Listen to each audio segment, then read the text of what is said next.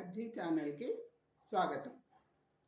నేను పెద్దదాన్ని అయ్యుండి ఈ ఇప్పటి కాలంలో ఇమిడిపోవాలని, ఎందుకంటే ఇప్పుడు ప్రతి విషయంలో పెద్దవాళ్ళకి, చిన్నవాళ్ళకి పడకుండా అయిపోయి ఓల్డ్ ఏజ్ హోమ్‌లో పడేయటము, లేకపోతే వాళ్ళని కేర్ చేయకుండా ఉండడము జరుగుతోంది.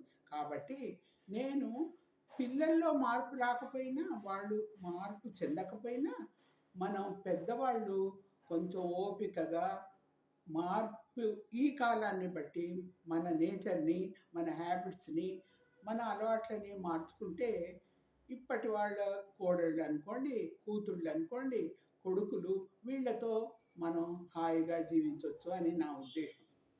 ఎందుకంటే ఇప్పటి కాలంలో అందరూ తొందరగా మారిపోతున్నారు. కాబట్టి పిల్లలతో, కోడళ్ళతో పేచీలొచ్చి ప్రతి ఇంట్లో కూడా అత్తకి, కోడలికి, కొడుకుకి, కూతురికి పడి రాకుండా అయిపోయింది. కాబట్టి మనమే పెద్దవాళ్ళమే మారిపోవాలని దీని ఉద్దేశం.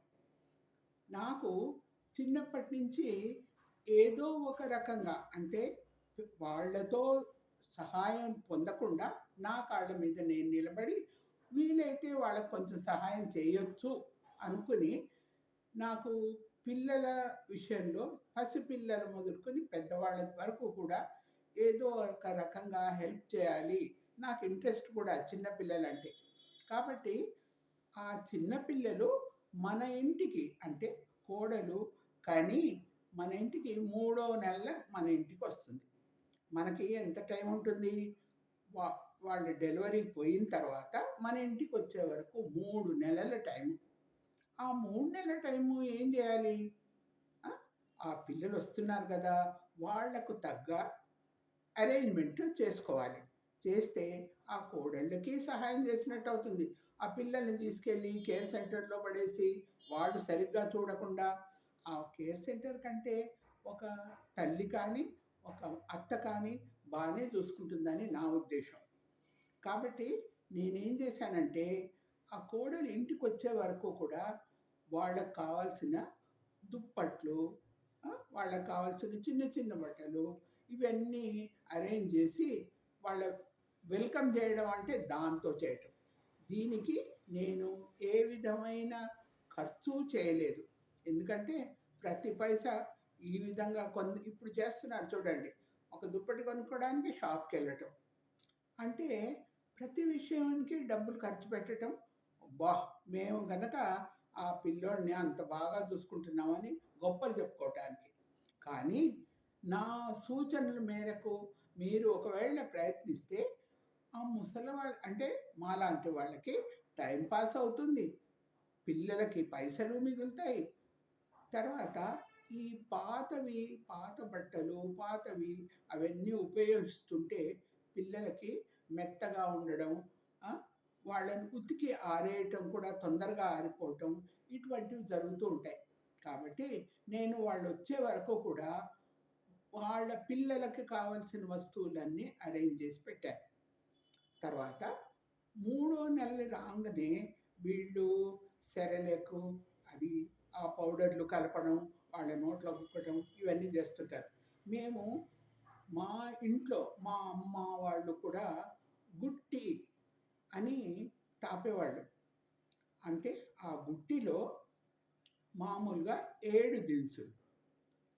సొంఠి, జాజికాయ, నులికాయ అని దొరుకుతుంది. నులికాయ, బాదాము, ఖజూరము ఇటువంటివి అన్నీ 7 వస్తువులు మూడో నెలలు మన ఇంటికొచ్చిన తర్వాత సాన్‌రాయి శుభ్రంగా కడిగి, ఇది ఒక్కొక్క చుట్టు అంటే నీళ్ళేసి వెచ్చగా ఉన్న నీళ్ళు చల్లారిన తర్వాత ఆ నీళ్ళతో వీటిని గంధం తీస్తారు.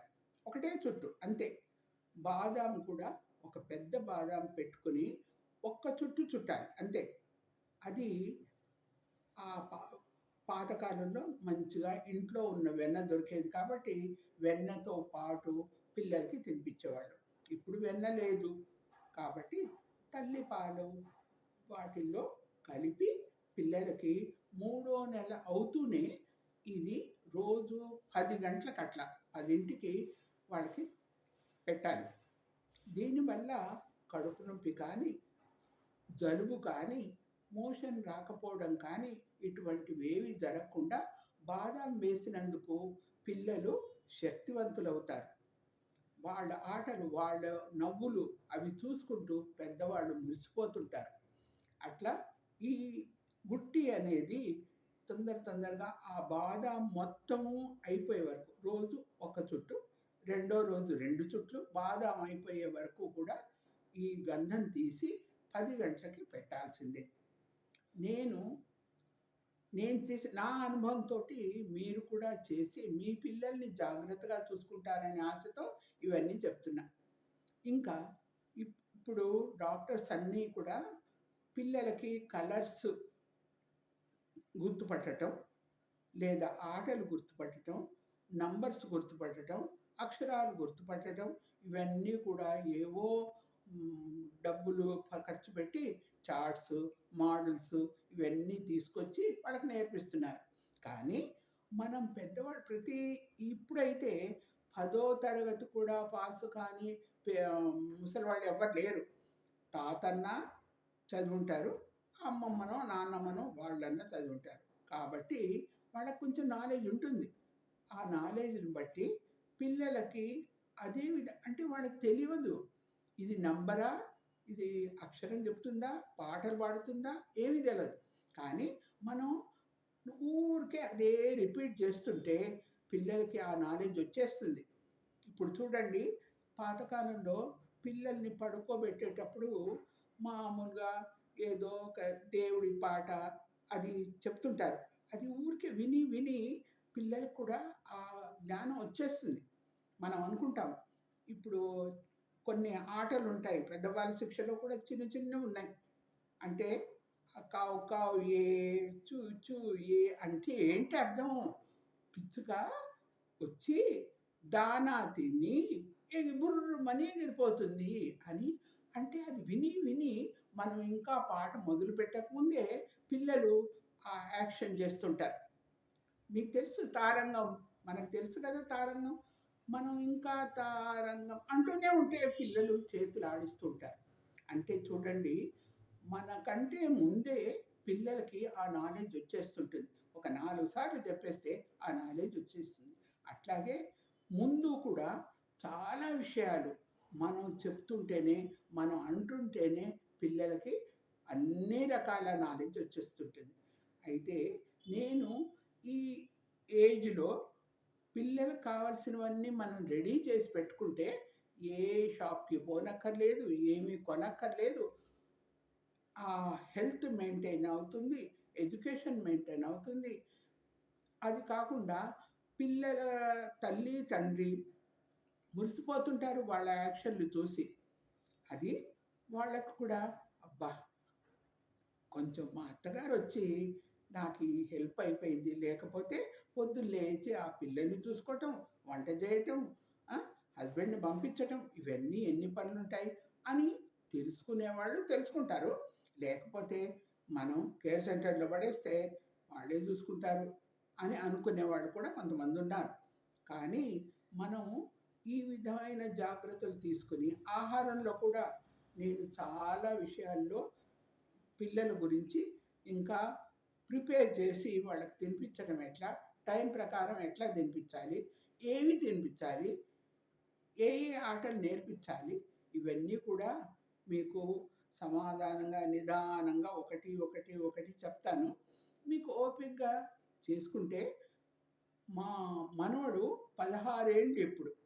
ఇప్పటి వరకు హాస్పిటల్ ఎట్లా ఉంటుందో వాడికి తెలీదు. ఇప్పటి వరకు హాస్పిటల్‌కి పోలేదు. అంటే వాడి ఆహారం అలవాట్లు ఆ! అవి ఎట్లా మార్పు చెందాయి? ఎట్లా నేర్పించాను? కొంచెం అంటే అది గొప్పతనం గాదు. నాకనిపిస్తుంది ఈ ఏజ్‌లో మనం వేరే విషయాల్లో ఇంటర్ఫియర్ అవ్వకుండా ఆ పిల్లలతో ఉంటే మనకు ఆనందం. తల్లిదండ్రులకి ఆనందం.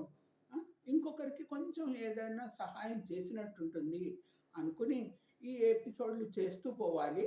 చేసిపోతే అంటే ఆ ఏజ్ వచ్చే వరకు. మనం పెద్దగా అయిన తర్వాత ఇంక మార్పు తేలేం. ఎందుకంటే పిల్లలు కూడా కాలాన్ని బట్టి, బయటి వాతావరణాన్ని బట్టి వాళ్ళ కోరికలు వేరే ఉంటాయి. తల్లిదండ్రుల కోరికలు వేరే ఉంటాయి. వాటిని పూర్తి చేయలేం. కానీ ఒక ఏజ్ వరకు వాళ్ళకి మనం నర్సరీ ఆరో త 6 ఏళ్ళు, 7 ఏళ్ళు ఊరికే అటు ఇటు పంపియకుండా, ఫీజులు కట్టకుండా సిక్స్త్ క్లాస్ 6 ఇయర్స్‌కి మనం ఫస్ట్ క్లాస్‌కి ప్రిపేర్ చేయొచ్చు ఇంట్లోనే. బయట స్కూల్లో నేర్పించే కంటే మనం ఇంట్లో నేర్పిస్తే వాడికి ఇంకా ఎక్కువ నాలెడ్జ్ ఉంటుంది. వాళ్ళని ప్రోత్సహించే వాళ్ళు మన ఇంటికి ఎవరో వస్తారు. ఈ పిల్లల ఆటలు చూసి ఎంత మురిసిపోతారో! అబ్బా! ఇంత చిన్న పిల్లోడు ఇవన్నీ తెలుసా అంటారు. కాబట్టి మనం ఇంట్లోనే ఇంట్లోనే వాడికి ఏవేవి కావాలనో అవన్నీ ప్రిపేర్ చేసి పెట్టుకొని పిల్లల్ని మంచి అభివృద్ధిలో, మంచి ఆరోగ్యవంతులుగా తయారు చేయొచ్చు అన్నది నా మెయిన్ దీని ఉద్దేశ్యం. దీనివల్ల నాకు లాభం ఏమి కావాలని మీరు లైకులు కొట్టండి, అది చేయండి, ఇది చేయండి నేనేమి అడగను. కానీ ఒకవేళ మీకు నచ్చితే అబ్బా! మీది నచ్చితండి. మేము కూడా ఇట్లా చేయాలనుకుంటున్నాము. ఇంకా ఏమన్నా సజెషన్స్ ఇచ్చేదుంటే ఇయ్యండి అని చెప్తే నాకు చాలా సంతోషం. ఇది పెద్దవాళ్ళకి ఇంట్లో ఉన్న వాళ్ళకి కూడా కొంచెం నచ్చుతుందని నాకు కోరిక. కాబట్టి మీరు మీ దీన్ని మార్చుకొని నా ఎపిసోడ్‌లన్నీ చూస్తారని ఆశ. అంతే.